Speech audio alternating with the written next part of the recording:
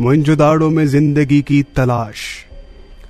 ملاقاتیوں کی فہرست میں ایک نام دیکھ کر جنرل ضیاء الحق کا رنگ سرخ ہو جاتا تھا، چہرے پر پسینہ آ جاتا تھا، اور وہ غصے اور نفرت سے اس نام پر اتنی بار قلم پھیرتے تھے کہ کاغذ پھٹ جاتا تھا۔ اور اگر کبھی کسی میٹنگ، کسی اجتماع یا کسی تقریب میں ان کا سامنا اس ذات شریف سے ہو جاتا تو مرحوم صدر ملاقات سے پرہیز کرتے تھے۔ اور یہ بھی دیکھا گیا کہ اگر کبھی انتہائی مجبوری میں جنرل کو ان سے ہاتھ ملانا پڑ جاتا تو انہوں نے خلاف معمول ہاتھ فوراً واپس کھینچ لیا۔ یہ طرز عمل صدر کے مزاج شناس ساتھیوں کے لیے پریشان کن تھا، لہٰذا وہ معاملے کی ٹوہ میں لگ گئے، لیکن انہیں بری طرح ناکامی ہوئی، کیونکہ اس شخص کا نام سنتے ہی صدر کے چہرے کا رنگ بدل جاتا تھا۔ مخاطب کو غصے سے دیکھتے تھے اور فائل میز پر پٹک کر کہتے تھے، کیا آپ کوئی اچھی بات نہیں کر سکتے؟ اور مخاطب سہم کر فوراً باہر نکل جاتا۔ ایک روز جب مرحوم انتہائی خوشگوار موڈ میں ٹہل رہے تھے تو جنرل رفاقت نے محتاط انداز سے بلوچستان کی سیاست کا ذکر چھیڑ دیا۔ صدر مسکرائے اور اپنے مخصوص انداز میں قبائلی سرداروں کے چٹکلے سنانے لگے۔ جب گفتگو خوب رواں ہو گئی تو جنرل رفاقت نے ڈرتے ڈرتے پوچھا، آپ جام صاحب سے اتنا انائڈ کیوں ہیں؟ یہ سنتے ہی مرحوم کا رنگ سرخ ہو گیا، غصے سے سانس چڑھ گیا اور قدم وہیں رک گئے۔ انہوں نے جنرل رفاقت کو گھور کر دیکھا اور پھر کانپتی ہوئی آواز میں بولے، رفاقت، مجھے معلوم ہے آپ لوگوں کو میرا بدلا ہوا رویہ اچھا نہیں لگ رہا، لیکن میں کیا کروں؟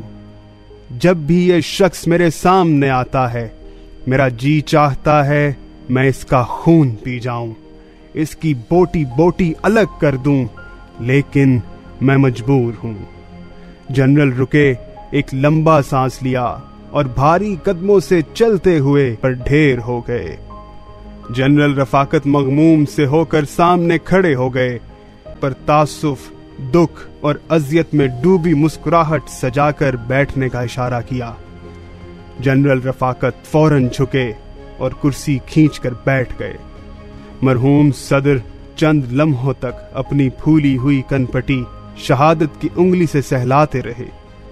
جب سانس کچھ ٹھنڈی ہوئی اور چہرے کی حدت میں کچھ کمی واقع ہوئی تو وہ تھکی تھکی آواز میں بولے، رفاقت، ایک روز جب میں آفس سے گھر لوٹا تو آپریٹر نے سامنے ٹیلی فون پیغامات رکھ کر کہا، سر، کوئی لڑکی صبح سے فون کر رہی ہے، آواز سے بہت پریشان محسوس ہوتی ہے۔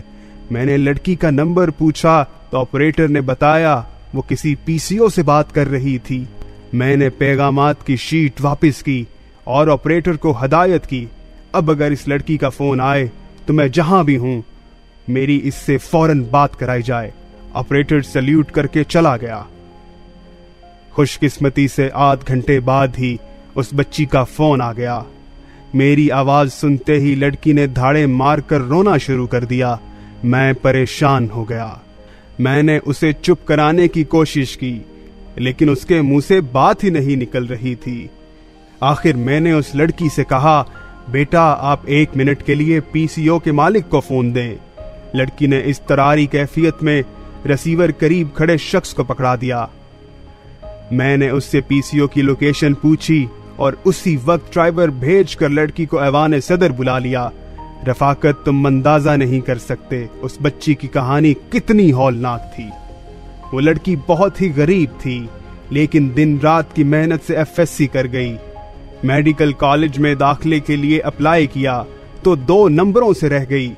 پھر کسی نے بتایا وزیر اعلیٰ کے پاس چند نشستیں ہیں، اگر وہ چاہے تو اسے اپنے کوٹے سے داخلہ دلا سکتا ہے۔ بچی نے وزیر اعلیٰ تک اپروچ کی کوشش کی تو پتہ چلا کوئٹہ میں اس سے ملاقات ناممکن ہے۔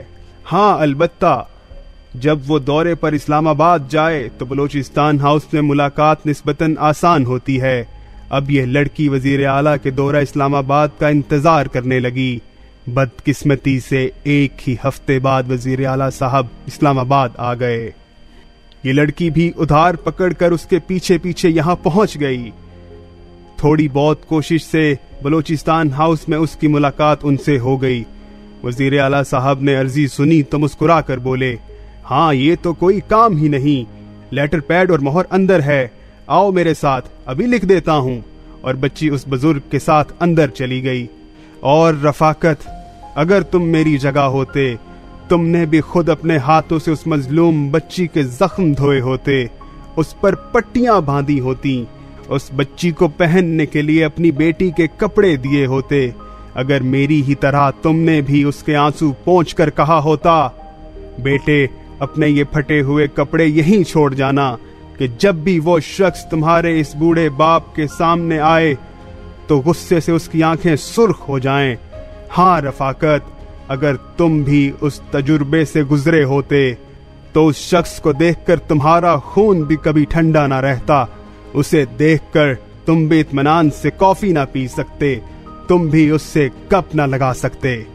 इस वाक़े से ठीक 14 बरस बाद मुल्तान की एक और बेटी पल्लू में चंद ख्वाब बांधकर अपने मरहूम, परेशान और बेरोजगार भाई के लिए नौकरी लेने इस्लामाबाद आई।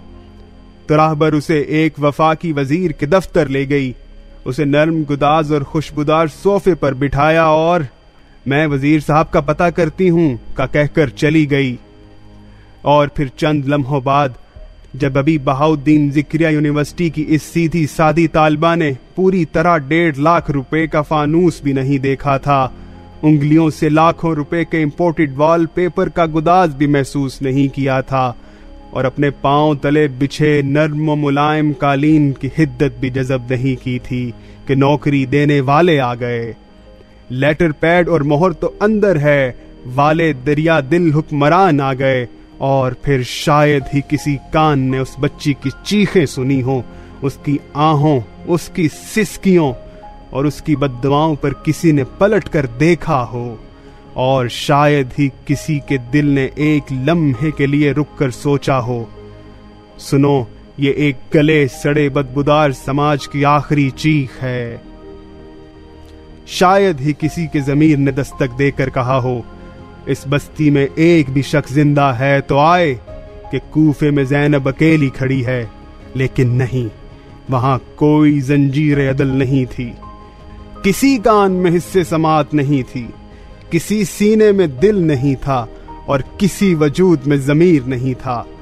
जब ये बच्ची इतनी खराशें लिए इस शहर में दर बदर फिर रही थी, अपनी पतली कमजोर उंगलियों से अपना रेजा रेजा वजूद चुन रही थी, अपने खट्टे दांतों से अपने ख्वाबों की गांठें खोल रही थी, तो काश मेरी उससे मुलाकात हो जाती तो मैं उसके सर पर हाथ रखकर कहता, मेरी बहन तुम मोहनजोदाड़ो में जिंदगी तलाश कर रही हो, छानीनों से पानी मांग रही हो, दुकानदारों के तराजू को इंसाफ का पैमाना समझ रही हो, कि इस मुल्क में अब हर वो लड़की फकत औरत है जिसके खानदान में कोई MNA नहीं, कोई MPA और कोई VIP नहीं। हाँ, इस बस्ती में अब कोई ऐसा शख्स नहीं जो इस बच्ची को अपने सामने बिठाए, उसके जख्म धोए, उसकी रिश्ती हुई कलाइयों और उसकी कटी हुई जिल्द पर पट्टियां बांधे, उसके आंसू पोंछे और उसे अपनी बेटी के कपड़े देकर कहे, बेटी अपने फटे हुए कपड़े यहीं छोड़ जाना। हाँ, इस शहर में, इस मुल्क में, इस ऐवान सदर, इस वजीर आजम हाउस और इस पार्लियामेंट में एक भी ऐसा शख्स नहीं जिसकी बेटी के कपड़े उस बेटी को पूरे आते हों। हाँ, जिस कूफे का हर बासी बेहिसी, बेशरई और बेगैरती के हाथ पर बैत हो चुका हो, वहां हुसैन की नाश को कफन नहीं मिला करता, वहां ज़ैनब की चीखों को आवाज नहीं मिला करती।